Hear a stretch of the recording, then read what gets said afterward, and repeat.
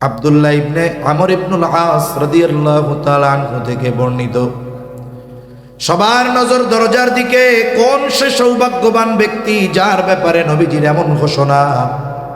সবাই দরজার দিকে তাকিয়ে আছে। এক ব্যক্তি মসজিদের দরজা দিয়ে ঢুকলেন, এখনো তার দাড়িতে অজুর পানি দেখা যায়। প্রথম দিন চলে গেল, দ্বিতীয় দিন আবার নবীজি বলেন, এখন যেই ব্যক্তি দরজা দিয়ে ঢুকবে সে জান্নাতি। সবার নজর দরজার দিকে। প্রথম দিন যেই ব্যক্তি ঢুকেছিল আজকেও একই অবস্থায় সে দরজা দিয়ে ঢুকলো। তৃতীয় দিন আবার নবীজি বললেন, এখন যেই ব্যক্তি দরজা দিয়ে ঢুকবে সে জান্নাতি। আগের দিনের মতোই অবস্থা, এখনো অজুর পানি দাড়ির সাথে লেগে আছে। বোঝা যায় একটু আগে অজু করে মসজিদের দিকে আসছে। যেই ব্যক্তির ব্যাপারে পরপর 3 দিন নবীজি এই ঘোষণা দিলেন, সেই ব্যক্তি যে জান্নাতি কোনো সন্দেহ নাই। এক বর্ণনার আলোকে বোঝা যায় ওই ব্যক্তি ছিলেন হযরত সাদ রাদিয়াল্লাহু তাআলা। আব্দুল্লাহ ইবনে আমর ইবনুল আস, ওনার দিলের মধ্যে এই চিন্তা আসলো, ওনার ব্যাপারে পরপর নবীজি 3 দিন এই ঘোষণা দিলেন। হয়তো স্পেশাল কোনো আমল আছে যেটা আমরা জানি না। আল্লাহ তাআলা হয়তো ওহীর মাধ্যমে আমার আপনার নবীজিকে জানাইছেন, এই জন্য নবীজি তার ব্যাপারে এই ঘোষণাটা দিলেন। তবে স্পেশাল আমলটা কি এটাও তো জানার দরকার। সাধারণত ইবাদত সংক্রান্ত যে আমল অধিকাংশ সময় মানুষ এটা করে নিরিবিলি রাতের বেলায়। আব্দুল্লাহ ইবনে আমর ইবনুল আস হযরত সাদ রাদিয়াল্লাহু তাআলা আনহুকে গিয়ে বললেন, ভাই আমি একটু তোমার বাড়িতে শুধু রাত্রি যাপন করতে চাই। কোনো খাওয়া টাওয়া কিছু লাগবে না, শুধু রাত্রি যাপন করব। অসুবিধা নাই, ঠিক আছে। এশার নামাজ পড়ে তিনি চলে গেলেন ওই বাড়িতে। ওনাকে থাকতে দেওয়া হলো একটা ঘরে। উনি তো ঘুমানোর জন্য যান নাই, ওনার ইচ্ছা হলো রাত জেগে উনি কি ইবাদত করে সেটা আমাকে দেখতে হবে। উনি খেয়াল করলেন এশার নামাজের একটু পর উনি হযরতে সাদ রাদিয়াল্লাহু তাআলা আনহু ঘরের মধ্যে ঢুকে বাতি নিভায়া ঘুমায়া গেলেন। আর তিনি অপেক্ষায় আছেন আব্দুল্লাহ ইবনে আমর ইবনুল আস এই বুঝি ঘুম থেকে উঠে অপেক্ষা করতে করতে একটা সময় সুবহ সাদিক হয়ে গেল, ফজরের রক্ত হয়ে গেল, আজানের আওয়াজ। এরপরে উনি ঘুম থেকে উঠলেন। এরপরে জরুরত সেরে অজু করে তিনি মসজিদের দিকে রওনা হলেন। সারা রাত জায়গা থেকে কি দেখছে যে আল্লাহর বান্দা ঘুম। প্রথম দিন কোনো ইবাদত দেখতে পাইলেন না, দ্বিতীয় দিন আবার থাকতে চাইলেন। উনিও বললেন, হ্যাঁ থাকো। আজকেও সারা রাত জেগে একই অবস্থায় এশার নামাজ পড়ে ঘুমায়। আর ফজরের সময় ঘুম থেকে উঠলেন। আজকেও কোনো স্পেশাল আমল দেখলেন না। উনি চিন্তা করতেছে, যদি কোনো আমল কেউ ধারাবাহিকভাবে করে হয়তো কোনো কারণবশত 1-2 দিন বাদ যাইতে পারে, কিন্তু তৃতীয় দিন এই আমল হয়তো ছুটবে না। হযরত জাকারিয়া কান্দলবি রাহমাতুল্লাহি আলাইহি, শাইখুল হাদিস জাকারিয়া রাহমাতুল্লাহি আলাইহি, ওনার দৈনিক দুপুর বেলায় কিছু সময় ওনার কাজ ছিল, উনি লিখতেন প্রতিদিন। এটা রুটিন ছিল। উনি ওনার জীবনীর মধ্যে বলেন, আমার এই নিয়মের ব্যত্যয় কখনো ঘটতো না। শুধুমাত্র কয়েকজন ব্যক্তি আসলে, এর মধ্যে একজন হলো হুসাইন আহমদ মাদানী রহমাতুল্লাহি আলাইহি। উনি আসলে আমার নিয়মের ব্যতিক্রম ঘটে যাইত। একদিন উনি ওই লেখার সময় আসছেন, হযরত আসছেন, আমি খুশি হয়েছি, কিন্তু আজকে আমার লেখা ছুটে যাচ্ছে, একটা পেরেশানি কাজ করতেছে। আমার চেহারা দেখে হযরত বুঝতে পারলেন আমার কোনো অসুবিধা হচ্ছে। তিনি আমাকে জিজ্ঞাসা করলেন, কোনো সমস্যা? আমি বললাম, হযরত প্রতিদিন এই সময়টাতে আমি কিছু তাসনিফের কাজ করি, লেখালেখির কাজ করি, কিন্তু আপনি আজকে আসছেন, আপনার সাথে থাকা আমার বেশি জরুরি। এই যে আজকে ধারাবাহিক কাজটা ছুটে যাচ্ছে, এই জন্য একটু এরকম হচ্ছে। হুসাইন আহমদ মাদানী রহমাতুল্লাহি আলাইহি বললেন, আপনি যান, আমি অপেক্ষায় আছি, আপনি কিছু লেখালেখি করে আসেন। জাকারিয়া রহমাতুল্লাহি আলাইহি লেখার ঘরে চলে গেলেন। অল্প একটু লিখে উনি যখন ফিরে আসলেন তখন ওনার চেহারার মধ্যে স্বস্তির ছাপ পরিলক্ষিত হলো।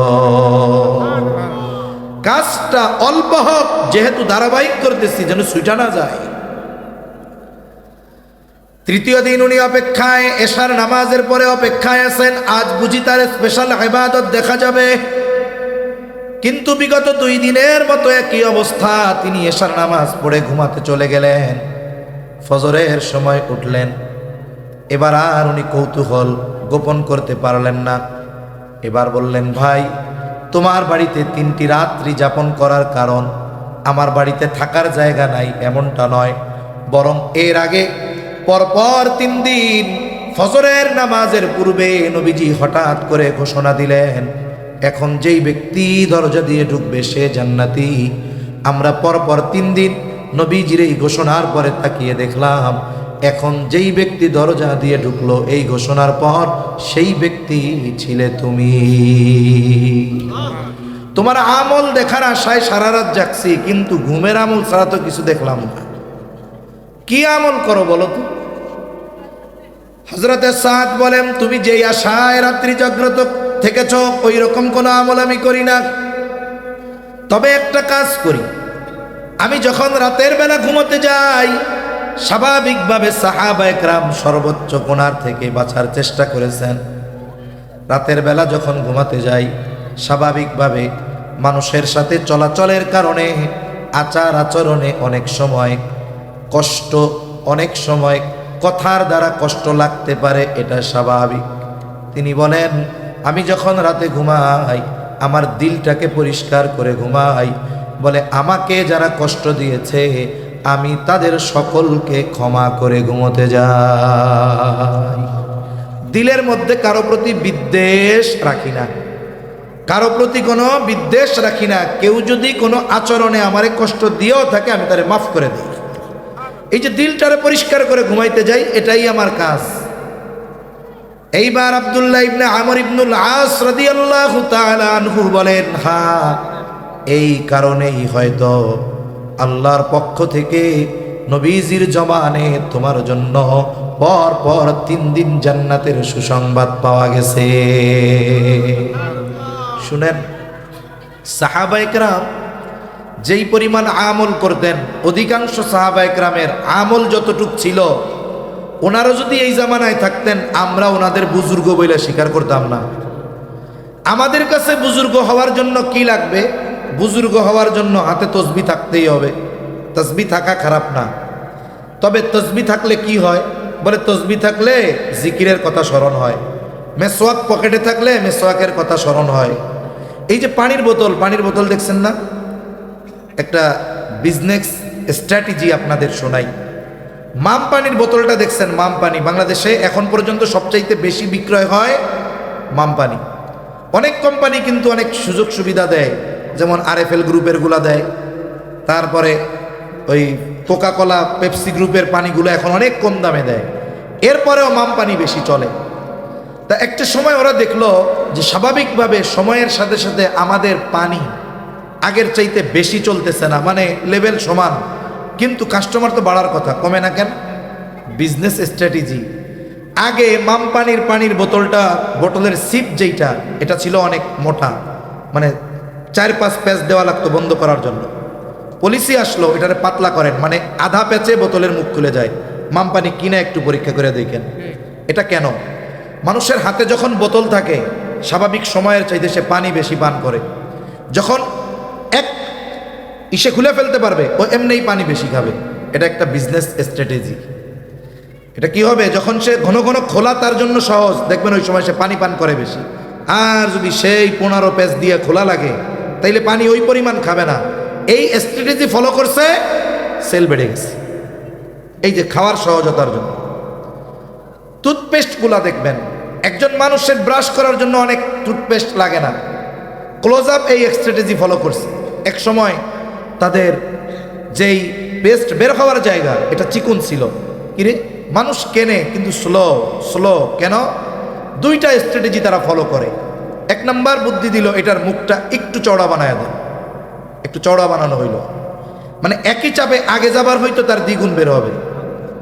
আর একটা কি দেখাইলো, তারা অ্যাড দেখানোর সময় দেখাইলো যে পেস্টটা পুরা ব্রাশের যেই অংশটা আছে ওর উপর দিয়ে নিতে হয়, অথচ যতটুকু দেখায় অ্যাডে ওর 4 ভাগের 1 ভাগ হলে ব্রাশ করা হয়ে যায়।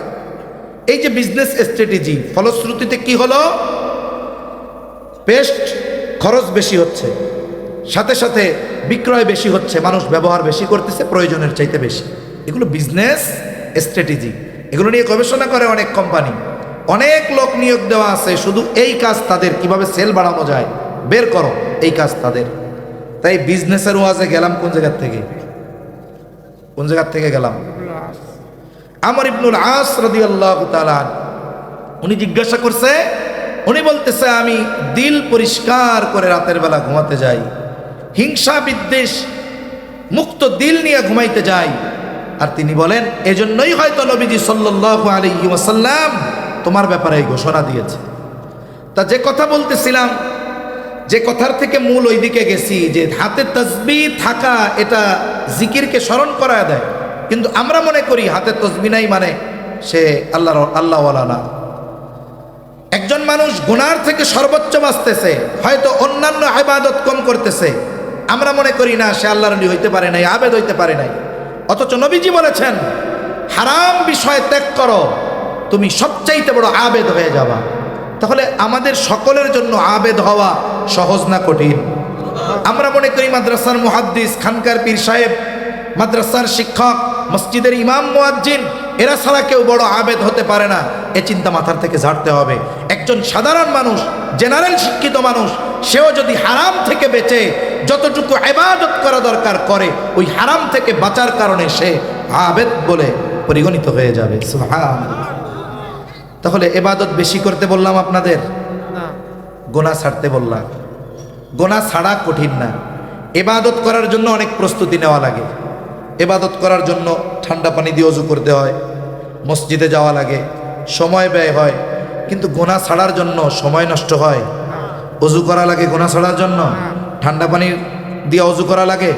তার মানে কি আবেদ হওয়া সহজ, কারণ আবেদ হওয়ার সবচাইতে বড় কাজ হলো হারাম থেকে বাঁচা, গুনাহ থেকে বাঁচা। নবীজি সাল্লাল্লাহু আলাইহি ওয়াসাল্লাম বলেন, ইত্তাকিল মাহারিমা তাকুন আ'বাদান নাস, তুমি হারাম ছাড়ো, মানুষের মধ্যে সবচাইতে বড় আবেদ হয়ে যাইবা।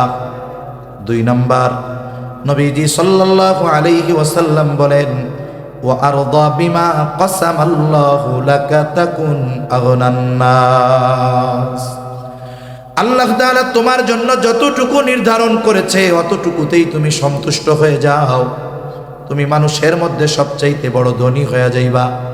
টাকা পয়সা থাকলেই ধনী হয় না। নবীজি জানায় দেন, আল গিনা গিনান নাফস, অন্তরের ধনী হলো আসল ধনী। যেই ব্যক্তি তার চাহিদাকে নিয়ন্ত্রণ করতে পারে না, সে যদি হাজারো কোটি টাকার মালিক হয়, সে প্রকৃত পক্ষে ধনী হতে পারে না। স্বল্পে তুষ্টতা, মুমিনের এই গুণ অর্জন করা দরকার। যদি আমি স্বল্পে তুষ্টতা এই গুণ অর্জন করতে পারি, আমার চাহিদাকে নিয়ন্ত্রণ করে আল্লাহর দেওয়া বিষয়ের উপরে সন্তুষ্ট থাকতে পারি, আমার চাইতে ধনী আর কেউ নাই। স্বাভাবিকভাবে মানুষের চাহিদা আসে কখন? বলে যখন উপরের দিকে তাকায়। একটা সময় অনেক আগে ছোটবেলায় যখন চট্টগ্রাম গেছি, এই এলাকায় কোনো বসত বাড়ি ঘর কিছুই ছিল না, শুধুমাত্র পানি আর পানি ছিল, ঠিক না? মনে করেন ওই সময় একজন এই জায়গায় 2 তলা বাড়ি করছে, কথার কথা। ওই সময় কোনো বাড়িঘর নাই, ওই সময়ের সর্বাধুনিক ফ্যাসিলিটি দিয়ে সে একটা 2 তলা বাড়ি করছে। কত ভাল লাগতেছে। সময়ের সাথে সাথে বালু ভরাট হলো, জায়গাগুলো বিক্রয় হলো, এইবার 2 তলাওয়ালা বাড়ির পাশে একটা 20 তলা হইছে। যখন কোনো বাড়ি ছিল না তখন ওই 2 তলাওয়ালা এই এলাকার সবচাইতে বড় বাড়িওয়ালা, কিন্তু পাশে যখন 20 তলা হইছে, 2 তলার ছাদের থেকে যখন 20 তলার দিকে তাকায়, মাথার থেকে টুপিটা পড়ে যায়, আর মনে হয় ও আল্লাহ, এই 20 তলার সামনে আমার বাড়িটা তো একেবারে ছোট্ট একটা কুটিরের মতো। এই যে 2 তলাওয়ালা বাড়ি, এই মালিক যদি উপরের দিকে তাকায়, তার জীবনেও 2 তলায় তৃপ্তি হবে না। উনি যদি উপরের দিকে না তাকায়, একটু নিচের দিকে তাকায়, আশেপাশে বস্তিতে লোক আছে, ফুটপাতের মধ্যে শুয়ে আছে, নজরটা যদি নিচের দিকে দেয়, এই 2 তলা বাড়ি ওনার কাছে দুনিয়ার জান্নাত মনে হবে। এখন ওনার চাহিদা যখন 20 তলার দিকে, তখন কি হইল? এই ঘরের মধ্যে ওনার আর কি লাগবে না? শান্তি লাগবে না। এদেশে হাজার হাজার কোটি টাকার মালিক যারা, বড় বড় ব্যবসায়ী যারা, জিজ্ঞাসা করেন, আপনি ওদেরকে জিজ্ঞাসা করার পরে মনে করবেন ওদের চাইতে আপনি ভালো আছেন। 10টা ইন্ডাস্ট্রির মালিক, আপনার তো মনে করতে সুরে বাবা বড় ব্যবসায়ী, জিজ্ঞাসা করে দেখেন, বলবে ভাই সব শেষ, সব শেষ। আপনি তো এই দেখতেছেন ব্যাংকে আমার 20,000 কোটি টাকা লোন, সব সম্পদেই লোনের টাকা। এরপরেও দেখুন ওই ব্যক্তির সম্পদ, কিন্তু ওর চাহিদার শেষ নাই, ঋণের শেষ নাই। বলে ওই বেটা আসল ধনী না, আসল ধনী হলো যে আল্লাহ যতটুকু দিয়েছে ওইটুকুর উপরে সন্তুষ্ট থাকে, চাহিদাকে নিয়ন্ত্রণ করতে পারে, ওই লোকটাই হলো প্রকৃত ধনী। চাহিদার লাগাম কি? নবীজি সাল্লাল্লাহু আলাইহি ওয়াসাল্লাম একদিন এক জায়গায় বৈশা বৃত্ত আঁকতেছেন। বৃত্তর কেন্দ্রবিন্দু থেকে অনেকগুলো দাগ ওই বৃত্তের বাইরে নিছেন, একটা দাগ দিছেন বৃত্তের শেষ মাথায়। নবীজি সাল্লাল্লাহু আলাইহি ওয়াসাল্লাম কি বুঝাইলেন? ওই যে চতুর্দিকে যেই রেখা, এটা হলো আমাদের হায়াত, আর রেখার বাইরে অনেকগুলো দাগ, এগুলো হলো আমাদের আশা, আর রেখার শেষ প্রান্তে একটা দাগ, এটা হলো আমাদের হায়াত। তার মানে আমাদের হায়াত যা, তার চাইতে চাহিদা অনেক অনেক গুণ বেশি। এই জন্য নবীজি এক হাদিসের মধ্যে বলেন, বনি আদমকে যদি 1 জমিন ভর্তি স্বর্ণ দেওয়া হয়, ওইটা পাবার পর সে সন্তুষ্ট হবে না, তার দিল কামনা করবে আরো একটা যদি পাইতাম তাইলে ভালো হইতো। নবীজি বলেন, বনি আদমের পেট কবরের মাটি ছাড়া কিছুই দ্বারা ভর্তি হবে না। এজন্য আমি আপনি যদি আমার চাহিদাকে নিয়ন্ত্রণ করতে পারি, আল্লাহ যদি দেন অসুবিধা নাই, আল্লাহ যদি দেয় সমস্যা নাই, তবে আমার চাহিদা যদি অনিয়ন্ত্রিত হয়ে যায়, তখন কি হবে? বেতন 70,000, ফ্যামিলির মানুষের চাহিদা 1.5 লাখ টাকার, বাকি 80,000 টাকা ক্যাপচার কোথার থেকে করবেন? কয় টেবিলের তল দিয়ে। এই চাহিদা আমাকে আপনাকে হারামের দিকে নিয়ে যাবে। আমার উপার্জনের চাইতে বেশি চাহিদা, আমার উপার্জন 70,000, আমি আল্লাহর কাছে সন্তুষ্ট, 50,000 আমি সন্তুষ্ট। আমি আমার ফ্যামিলির লোকদেরকে নিয়ে বসবো যে এই 50,000 টাকায়, 30,000 টাকায় কেমনে সংসার চালানো যায়। আমি যদি এইভাবে পারি, আমার যদি ঋণ না থাকে, চাহিদাকে নিয়ন্ত্রণ করতে পারি, আল্লাহ যতটুকু দিয়েছেন সন্তুষ্ট থাকতে পারি, ওই ধরনের লোক যারা, তাদের জিজ্ঞাসা করবেন, ওদের কোনো পেরেশানি নাই, ওরা হলো দুনিয়ার আসল ধনী। তাহলে নবীজি বলেন, ওয়া আরদা বিমা কাসামাল্লাহু লাক, আল্লাহ তাআলা তোমার জন্য যতটুকু নির্ধারণ করেছেন, তুমি যদি ওইটার উপরে সন্তুষ্ট থাকতে পারো, তাহলে কি হবে? তাকুন আগনান নাস, তুমি মানুষের মধ্যে সবচাইতে বড় ধনী হয়ে যাইবা। কোনো ঋণ নাই, আমি ধনী মানুষ। 3 নাম্বার, নবীজি সাল্লাল্লাহু আলাইহি ওয়াসাল্লাম বলেন, ওয়া আহসিন ইলা জারিকা তাকুম মুমিনা, তুমি তোমার প্রতিবেশীর সাথে ভালো আচরণ করবা, তাহলে তুমি প্রকৃত মুমিন হতে পারবা। প্রতিবেশী এটা জটিল এক জিনিস। প্রতিবেশীর হকের ব্যাপারে আমরা অধিকাংশ ক্ষেত্রে উদাসীন, অথচ নবীজি সাল্লাল্লাহু আলাইহি ওয়াসাল্লাম হাদিসের মধ্যে বলেন, আওসিনি জিবরিলু বিল জার হাত্তা যানানতু আন্নাহু সাইওয়ারিসাহু।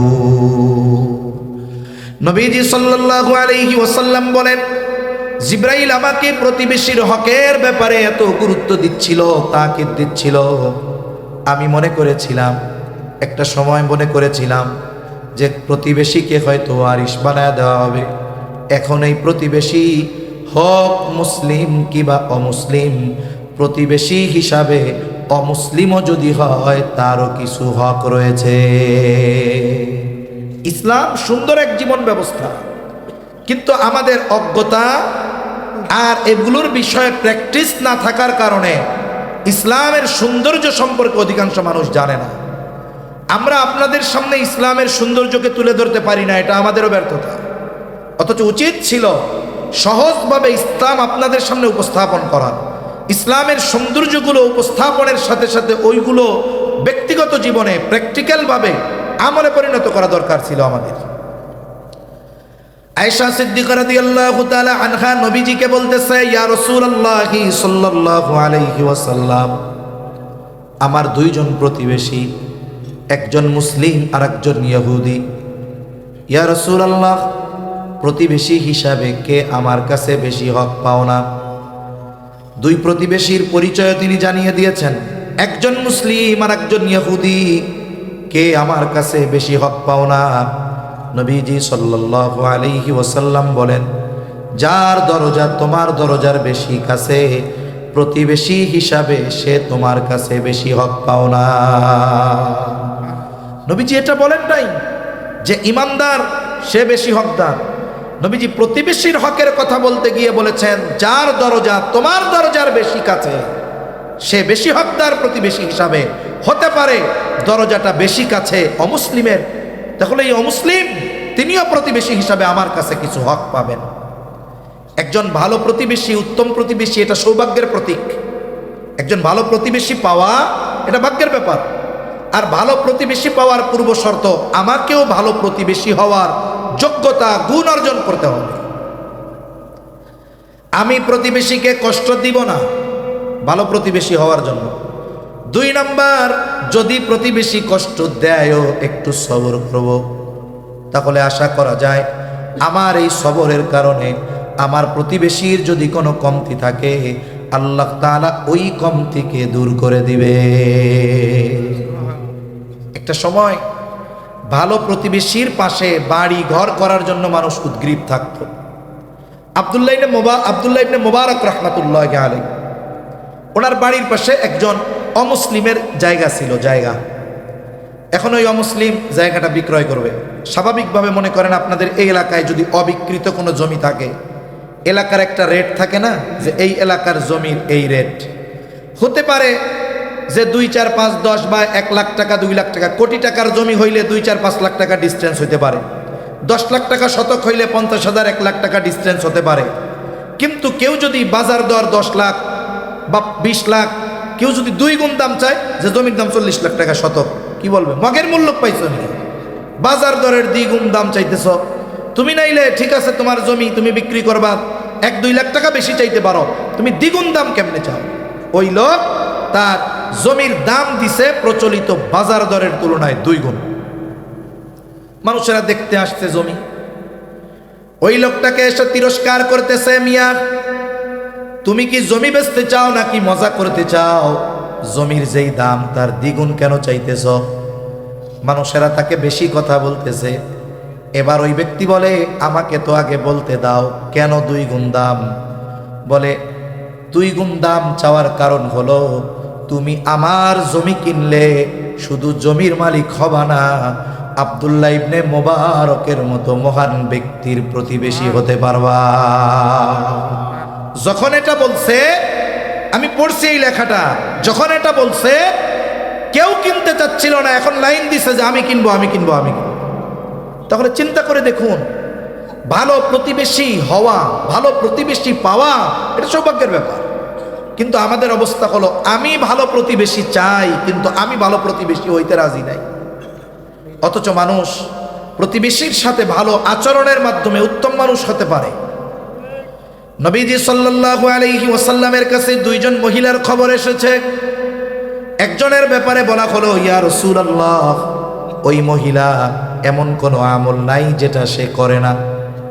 তার মানে ফরজ, ওয়াজিব, সুন্নাতে মুআক্কাদাগুলো তো করেই, সাথে সাথে নফল যত সালাত আছে, নামাজ আছে, সবগুলো আদায় করে। জিকির, আজগার, তাসবিহ, তাহলিল কোনো কিছু তার ছুটে যায় না। কিন্তু একটা সমস্যা, প্রতিবেশীর সাথে একটু খারাপ ব্যবহার করে। আরেকজন মহিলা যেই আমল না করলেই নয়, এর বেশি সে করে না। তার মানে ফরজ, ওয়াজিব, সুন্নাতে মুআক্কাদা এর বেশি করে না, তবে প্রতিবেশীর সাথে সে ভালো আচরণ করে। এই 2 মহিলার মধ্যে কে উত্তম?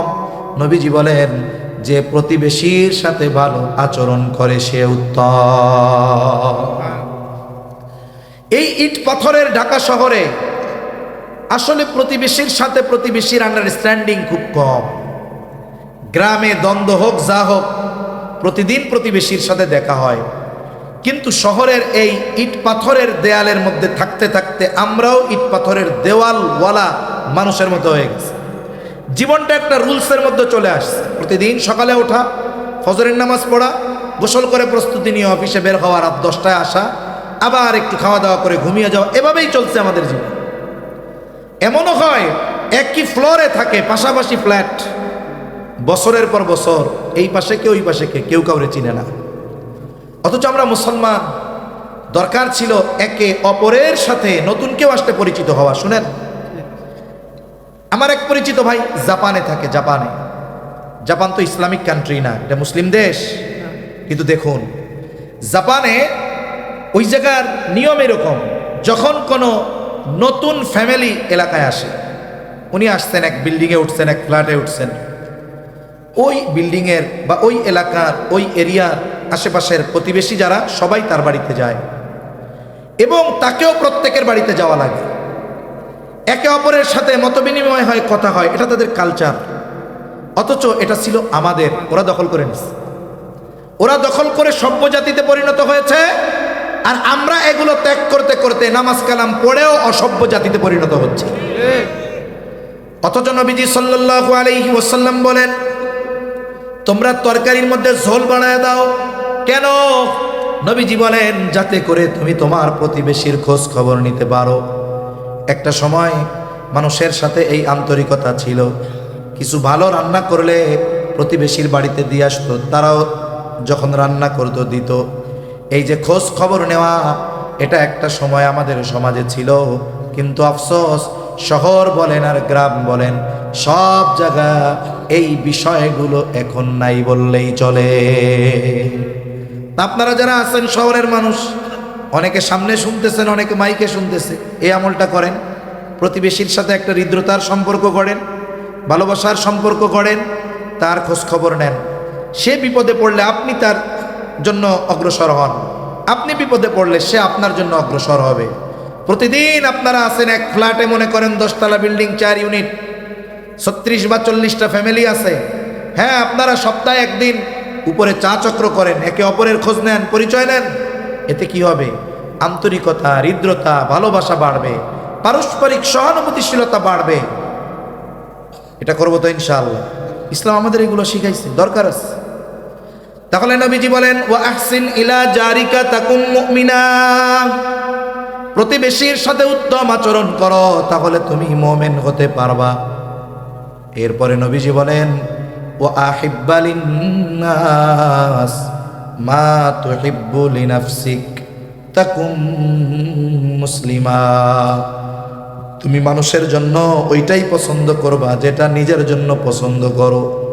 কিন্তু আমাদের অভ্যাস হইল, আমি আমার জন্য সবচাইতে ভালোটা চাই, মানুষের যা হয় হোক। ঠিক না?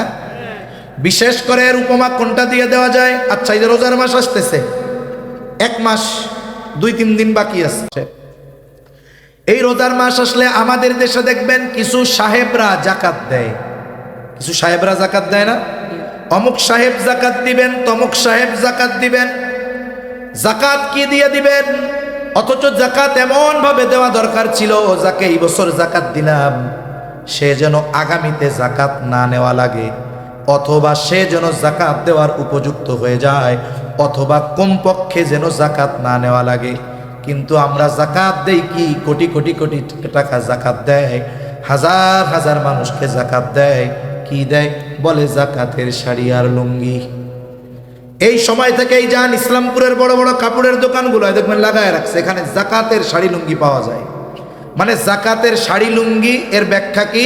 যে সবচাইতে নিকৃষ্ট শাড়ি আর লুঙ্গি এই দোকানে পাওয়া যায়, সবচাইতে নিকৃষ্টটা দিবে সে। এখন যদি যেই সাহেব জাকাত দিবেন, ওনারা যদি বলা হয়, সাহেব আপনার লুঙ্গিটা খুইলা এই যেটা দিতেছেন মানুষের, এই লুঙ্গিটা পরেন, আপনার ওয়াইফকে এই শাড়িটা পরান, দেখবেন সাহেব তেলে বেগুনে জ্বলে উঠবে। তার মানে এই কাপড়, এই লুঙ্গি উনি নিজের জন্য পছন্দ করেন না, অথচ জাকাত যাদের দিবেন তাদের জন্য এটা তিনি পছন্দ করতেছেন। এ ধরনের জাকাত আল্লাহর কাছে কবুল হওয়ার সম্ভাবনা তো নাই। এজন্য যাকাত এটা গরিবের হক। কেউ যদি যাকাত দেওয়ার পরে ক্রেডিট মনে করার কোনো সুযোগ নাই। কারণ যাকাত আল্লাহ তাআলা ধনীদের সম্পদে গরিবের ওই হকটা আল্লাহ রেখে দিয়েছেন। আর যারা ইমানদার এদের জানমালের মালিক আল্লাহ। আপনি আমি যদি হাজার হাজার কোটি টাকা উপার্জন করি, এই সম্পদের মূল মালিক কে? এই সম্পদের মালিক আল্লাহ। আল্লাহই এই সম্পদের মধ্যে 2.5% শতকরা ওই অসহায় দরিদ্র যাকাত নেওয়ার উপযুক্ত যারা, তাদের জন্য হক সাব্যস্ত করেছেন আল্লাহ। এখন একজনের হক তারে দিতে গিয়ে ক্রেডিট দেখানোর কোনো সুযোগ আছে? সুযোগ নাই। এজন্য যাকাত তো এমনভাবে দেওয়া দরকার ছিল, অমুক সাহেব মানুষদেরকে একত্রিত করেন, পদদলিত হয়ে 2-4-10 জন মারা যায়, 15 জন হসপিটালে আশঙ্কাজনক। উচিত তো এমন ছিল, উনি একটা সুন্দর একটা পরিমাণ প্রত্যেকটা গরিব দুঃখী অসহায়ের ঠিকানা নিয়ে নিয়ে রাতের বেলায় গোপনে গোপনে দিয়ে আসবেন। উচিত তো ছিল এইটা। উনি ডেকে আনেন, মানুষের জানমালের ক্ষতি হয়, আবার দেন কি 100 টাকার লুঙ্গি আর 150 টাকার শাড়ি। এটা যাকাত দেওয়া নয়, যাকাত দেওয়ার নামে উপহাস করা। এ ধরনের কাজ ঠিক না। আমরা এই কাজগুলো করব না। আমি আমার জন্য যেটা পছন্দ করি সেটা হতে পারে আচরণগত দিক দিয়ে। অনেক সময় আমরা কি আশা করি যে আমারে মানুষ সালাম কালাম দিক, তাইলে আমারও তো এটা দরকার, আমিও মানুষের সালাম কালাম দিব। আমি তো আশা করি মানুষ আমাকে রেসপেক্ট করুক, কিন্তু আমি যদি অন্যদেরকে অসম্মান করি তাহলে তো হইল না। তার মানে আমি যেটা নিজের জন্য পছন্দ করি, মানুষের সাথে আমার আচরণটা ওরকম হতে হবে, লেনদেন ওরকম হতে হবে। সর্ব বিষয়ে আমি আমার জন্য যেটা পছন্দ করি, মানুষের জন্য সেটা পছন্দ করব। আমি শুধু চাই আমারে ভাই ভাই বলবে আর সালাম দিবে, আমি কিছুই বলবো না, না এটা তো হবে না। আমারে হুজুর হুজুর করবে, সালাম দিবে, না না। আমি যদি চাই মানুষ আমাকে রেসপেক্ট করুক, সম্মান করুক, আমাকে ওই মানুষগুলোকে রেসপেক্ট করতে হবে। তাহলে নবীজি বলেন, ওয়া আহিব্বা লিন্নাস মা তুহিব্বু লিনাফসিক। তুমি নিজের জন্য যেটা পছন্দ করো, মানুষের জন্য সেটা পছন্দ করবা। তাকুম মুসলিমা, তাহলে তুমি প্রকৃত মুসলমান হতে পারবা। 5 নাম্বার, নবীজি সাল্লাল্লাহু আলাইহি ওয়াসাল্লাম বলেন, ওয়ালা তুকসিরিজ যাহিকা ফাইন্না কাসরাতাজ যাহিকি তুমিতুল কলব। নবীজি সাল্লাল্লাহু আলাইহি ওয়াসাল্লাম বলেন, বেশি হাসবা না, কারণ অতিরিক্ত হাসি এটা দিলকে মৃত বানায় দেয়। হাস্যরস, কৌতুক, হাসি ঠাট্টা এটা গুনাহের মাধ্যমেও করা যাবে না। অনেকে এই হাস্যরস, কৌতুক, মিথ্যা কথার মাধ্যমে হাস্যরস করে, কৌতুক করে, এটাও ইসলাম সমর্থন করে না। কাউকে আনন্দ দেওয়ার জন্য মিথ্যা বলার কোনো সুযোগ নাই। কাউকে আনন্দ দেওয়ার জন্য মিথ্যা বলার কোনো সুযোগ নাই। আপনি সত্যের মাধ্যমে আনন্দ দিতে পারেন। আর আনন্দ উচ্চাপন করতে গিয়ে 2 পাট দাঁত বের করে ওই সিন্দাবাদের দৈত্যর মতো হো হো করে হাসা, এটা শরীয়ত পছন্দ করে না। হাসি হবে তাবাসসুমান। নবীজি সাল্লাল্লাহু আলাইহি ওয়াসাল্লাম মুচকি হাসি হাসতেন, কিন্তু আমরা অট্ট হাসি হাসি। আর এই হাসাহাসি মাত্রাতিরিক্ত হওয়ার কারণে আমাদের দিল মরে যায়, আত্মা মরে যায়। অথচ আমরা যদি জানতাম চোখ দুটো বন্ধ হওয়ার পর থেকে কি শুরু হবে, তাহলে পৃথিবীর মানুষ কান্না করতে করতে শেষ হয়ে যাইতো, হাসার সুযোগ থাকতো না। সাহাবায়ে কেরাম পরকালের কথা চিন্তা করে কান্না করতেন। হযরত উসমান গনি রাদিয়াল্লাহু তাআলা আনহু জান্নাতের সুসংবাদ প্রাপ্ত 10 জনের একজন। ওনার মতো ব্যক্তি কবরের সামনে যখন দাঁড়াতেন, কান্না থামাতে পারতেন না, অজরে কান্না করতেন। সবাই জিজ্ঞাসা করতো, ওসমান আপনি তো জান্নাতের সুসংবাদ প্রাপ্ত 10 জনের একজন, কেন আপনি কান্না করেন? ওসমান রাদিয়াল্লাহু তাআলা আনহু বলতেন, নবীজি জান্নাতের ব্যাপারে নিশ্চয়তা দিয়েছেন ঠিক, কিন্তু এই কবরে আমার সাথে কেমন আচরণ করা হবে এটা তো নবীজি বলেন না। এজন্য মাত্রাতিরিক্ত হাস্যরস, কৌতুক এগুলো আমরা করব না। অনেক সময় পাবলিক সার্ভিস বাসে টাসে যখন চড়ি, এখন তো বিনোদন নেওয়ার জন্য মানুষের দরকার হয় না, একা একা নেওয়ার জন্য মোবাইল আছে। একা একা বিনোদন দেখে, কৌতুক মৌতুক দেখে, আর একা একা করে হাসে, একা একা হাসে। এরকম এই যে বিনোদনের মাধ্যম যেগুলোকে আমরা বানাইলাম, এগুলো থেকে আমাদের বাঁচা দরকার। কারণ এগুলো আমাকে আখেরাত বিমুখ করে দিচ্ছে, আমার আখেরাতের চিন্তাকে ভুলিয়ে দিচ্ছে। এজন্য আল্লাহ তাআলাও বলেন ফালইয়াদহাকু কলিলা ওয়ালইয়াবকু কাসীরা। আখেরাতের কথা বেশি বেশি চিন্তা যদি করতাম তাইলে আল্লাহর ওই আদেশ মানতাম, বেশি বেশি কান্না করতাম, আমাদের আর তখন হাসি আসতো না। এজন্য হাস্যরস কৌতুক নবীজি সাল্লাল্লাহু আলাইহি ওয়াসাল্লামও মজা করছেন, কিন্তু এটা কোনো মিথ্যা বা বানোয়াট কিছু দিয়ে নয়। আমরা তো শ্রোতাদেরকে মজা দেওয়ার জন্য, হাসানোর জন্য এই চেয়ারে বসে মিথ্যা কথা কই, যার কোনো অস্তিত্ব নাই এমন এমন কথা বলে মানুষকে মজা দিবে। ওই যে ওয়াজ মাহফিল কেউ মনে করে বিনোদনের জায়গা, এন্টারটেনমেন্ট। নবীজি সাল্লাল্লাহু আলাইহি ওয়াসাল্লামের কাছে এক লোক আসছে, এসে বলে ইয়া রাসূলুল্লাহ, আমি মুসাফির, টাকা পয়সা কিচ্ছু নাই, বহু দূরে যাইতে হবে, আপনি আমারে একটা উট দেন যেটাতে চড়া আমি গন্তব্যে যাইতে পারবো। নবীজি সাল্লাল্লাহু আলাইহি ওয়াসাল্লাম বলেন, হ্যাঁ, তোমারে আমি একটা উটনির বাচ্চা দিব। ওই লোক বলে ইয়া রাসূলুল্লাহ, উটনির বাচ্চা এটা আমারে নিয়ে বহন করবে কেমনে? নবীজি বলেন, সব উট কোনো না কোনো উটনির বাচ্চা, ঠিক না? যেটা উটটা বড় হয়েছে ও তো এক উটনির থেকেই হয়েছে, ওইটার বাচ্চা এটা। এই যে নবীজি সাল্লাল্লাহু আলাইহি ওয়াসাল্লাম মজা যে করছেন, এখানে কোনো মিথ্যা নাই, সত্য। আপনি সত্য দিয়ে মজা করতে পারেন। নবীজি হাসতেন অনেক সময়, নবীজি হাসতেন তো মুস্কি হাসি হাসতেন, অট্ট হাসি হাসেন নাই।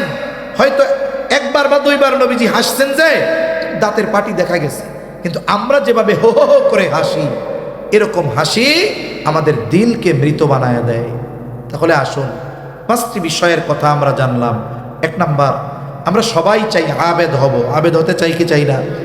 আমার মা বোনেরাও চায় আমরা আবেদা সলেহা হব। এই আবেদ সলেহ, আবেদা সলেহা হওয়ার জন্য ইবাদত তো করব, তবে সর্বপ্রথম গুরুত্ব দিব গুনাহ ছাড়ার ব্যাপারে, হারাম কাজ পরিত্যাগ করার ব্যাপারে। আমি যদি হারাম পরিত্যাগ করি, ইবাদত যদি অল্প হয়, নবীজির ভাষায়, নবীজির কথায় আমরা বড় আবেদ হয়ে যাব।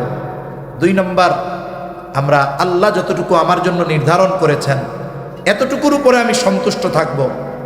আমি যদি এতটুকুর উপরে সন্তুষ্ট থাকতে পারি, তাহলে আমি দিলের দিক দিয়ে বড় ধনী হয়ে যাব। 3 নম্বর, আমার প্রতিবেশী যারা আছে, হোক মুসলিম হোক অমুসলিম, হোক ধনী হোক দরিদ্র, আমি আমার প্রতিবেশীর সাথে সব সময় ভালো আচরণ করব, প্রতিবেশীর সাথে খারাপ আচরণ করব না। নবীজি সাল্লাল্লাহু আলাইহি ওয়াসাল্লাম প্রতিবেশীর সাথে ভালো আচরণ করার সর্বোচ্চ গুরুত্ব দিয়েছেন। এজন্য আমরা প্রতিবেশীর সাথে খারাপ আচরণ করব না। কারণ দেখুন, আমার যত আত্মীয় স্বজন থাকুক না কেন শহরে বড় বড় হেডামওয়ালা, আমি যদি বিপদে পড়ি, সবচাইতে কাছে কে? ওই হেডামওয়ালা আত্মীয় না প্রতিবেশী? তাহলে প্রতিবেশীর সাথে যদি আমার সম্পর্ক ভালো না থাকে, ও বিপদে পড়লে বলবে আল্লাহ ভালো হয়েছে, যে 2 দিন আগে আমার সাথে খারাপ ব্যবহার করছে না, এর প্রতিফল আল্লাহ দিছে, দিক দিক। এবার বাতি বন্ধ করে কম্বলের তলে যাই আরো ঘুমাইব, আরো ডাটে ঘুমাইব, তাই না? আওয়াজ যেন না আসে, নাকের মধ্যে কানের মধ্যে তুলা দিয়ে ঘুমাইব।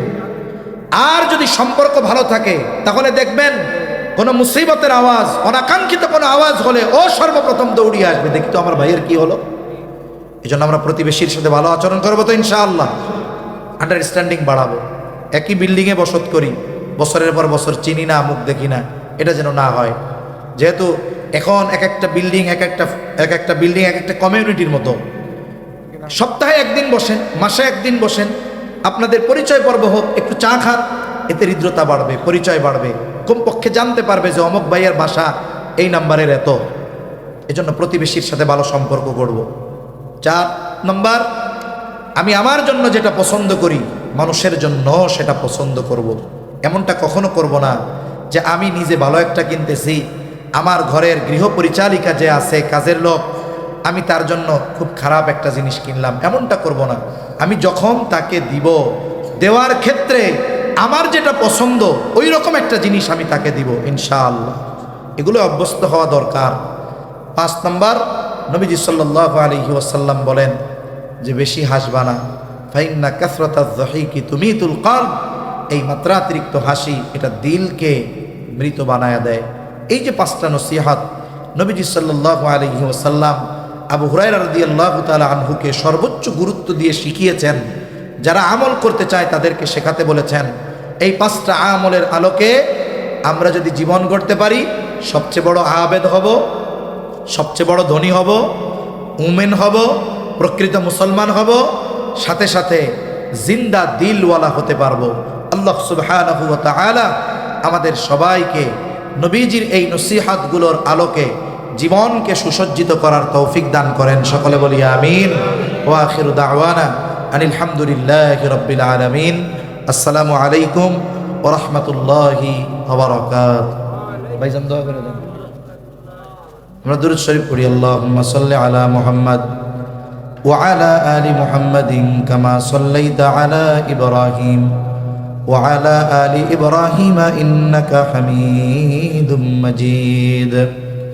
আল্লাহুম্মা বারিক আলা মুহাম্মাদিন ওয়া আলা আলি মুহাম্মাদ কামা বারাকতা আলা ইব্রাহিম ওয়া আলা আলি ইব্রাহিম ইন্নাকা হামিদুম মাজিদ। আলহামদুলিল্লাহি রাব্বিল আলামিন ওয়াল আকিবাতু লিল মুত্তাকিন ওয়াসসালাতু ওয়াসসালামু আলা খায়রি খালকিহি মুহাম্মাদিন ওয়া আলা আলিহি ওয়া আসহাবিহি আজমাইন। রব্বানা যালামনা আনফুসানা ওয়া ইল্লাম তাগফির লানা ওয়া তারহামনা লানাকুনান্না মিনাল খাসিরিন।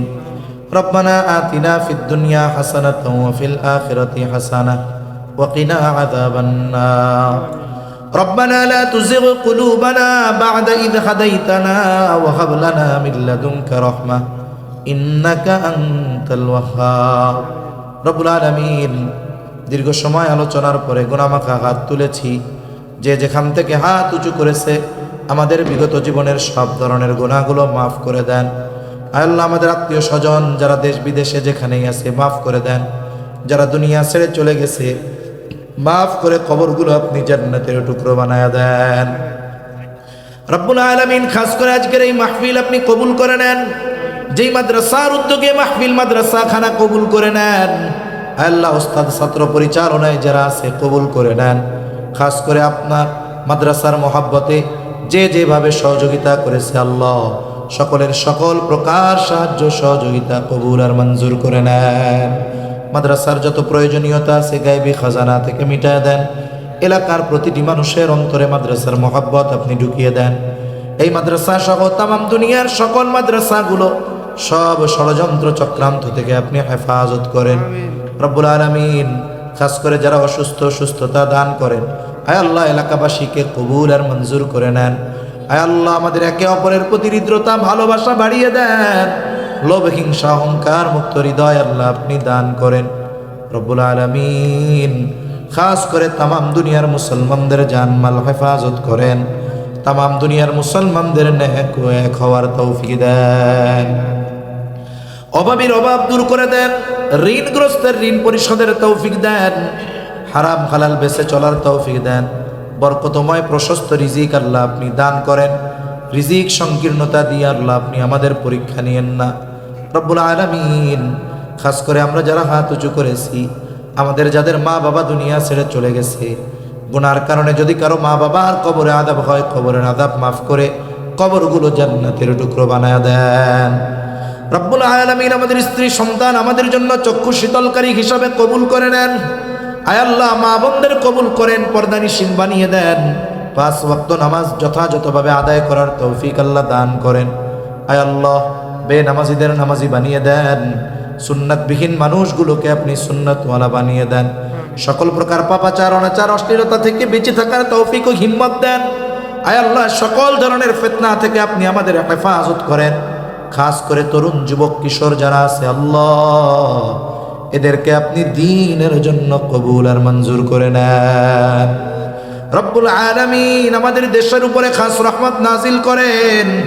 আসমানি জমিনি সকল প্রকার বালা মুসিবত থেকে আল্লাহ আপনি হেফাজত করেন।